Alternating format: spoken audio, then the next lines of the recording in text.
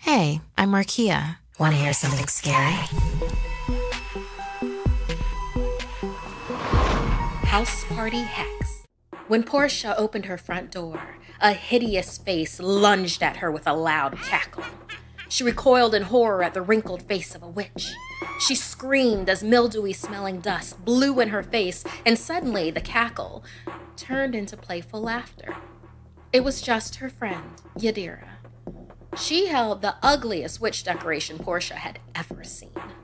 The plastic face looked like it had melted, and the bony, spindly fingers looked like they wanted to snatch her and anyone else who dared get close to it. Handing the old Halloween decoration to Portia, her normally quiet friend laughed off the scare. Portia put the creepy thing aside and forced a smile. Even though Portia and her friends cut loose at her Halloween party every year, tonight was different.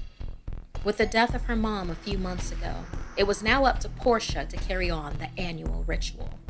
With the help of her closest friends, Yadira and Belcalis, she now had to protect her home and family from the evil that searched for them. Years ago, in this very house, Portia's mother had started a coven of witches. The ladies should have been more careful in their practice, however, because they caught the attention of someone sinister. An evil witch showed up on her mother's doorstep, demanding sanctuary from the coven. And when denied, the wicked woman smeared her mother's forehead with a dark mark, cursing her home before finally being driven away. Everyone that had been in the house during that encounter fell ill for months, and if not for her mother's rapid study of witchcraft and discovery of the ritual, they all might have died. This ancient ritual had to be performed every Halloween to protect the household from corrupt forces.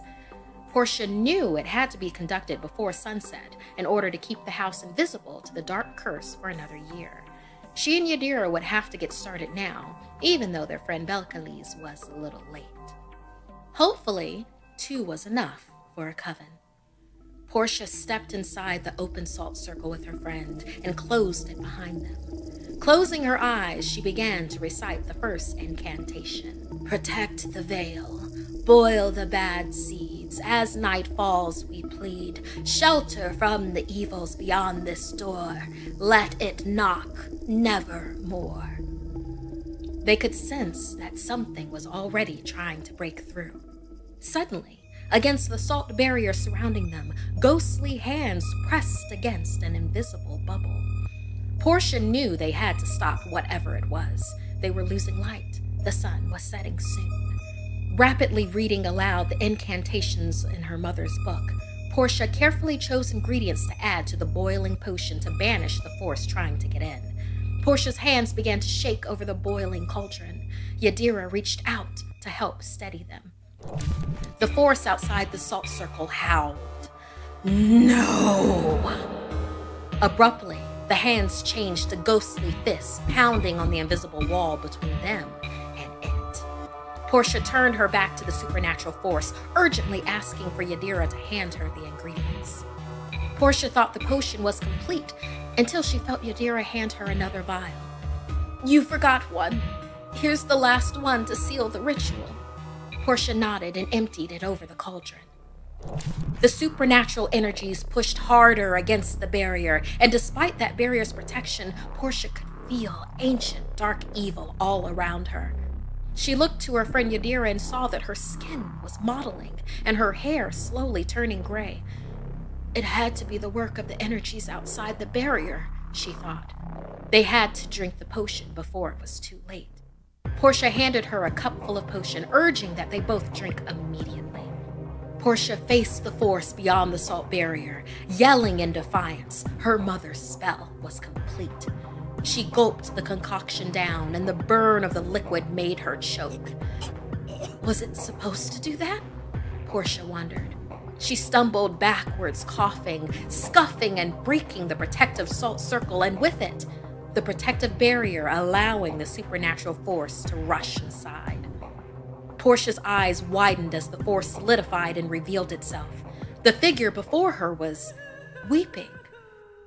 Gasping, Portia croaked, "Mom?" This was not the dark, ancient evil that Portia had felt, but if not that, then what? With a gasp, Portia realized her mistake, and she spun back to see a giggling Yadira as she poured her own goblet of potion onto the floor. Strange energy crackled, and her friend, now cackling, rose floating above Portia. A different, malicious voice ripped out of Yadira's throat.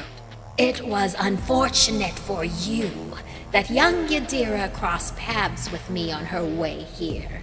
Even more unfortunate that I made some adjustments to the ingredients you added to your potion. I've waited so long for this.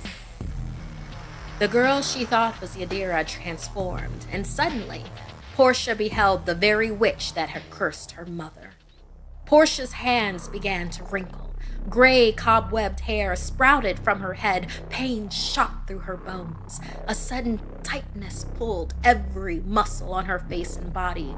Skin shriveled and cracked as Portia lost all her senses and ceased to be human. She was now hollow, like plastic. In fact, she looked similar to the grotesque Halloween decoration the evil witch had brought with her. Surely the real Yadira also changed into a fake witch. Charged anew with Portia's stolen life force, the evil witch took on Portia's form. She still required more life force to continue her long life and reign of terror, and fortunately, there would soon be a whole party of young souls on the way to her. Just then, the doorbell rang and the door creaked open. Belcalis called out for her friends. "Hello?" She walked through the door and suddenly screamed as two grotesque witch decorations dropped from above and hung in front of her. They swayed, and something about their disfigured faces looked disturbingly familiar. Before she could place why, her friend Portia jumped out from behind them. "Happy Samhain!" she cried as she handed her a steaming goblet. As Belcalis began to choke on the potion, more of their friends drew closer to the now cursed home. The evil witch grinned. This would be an epic party.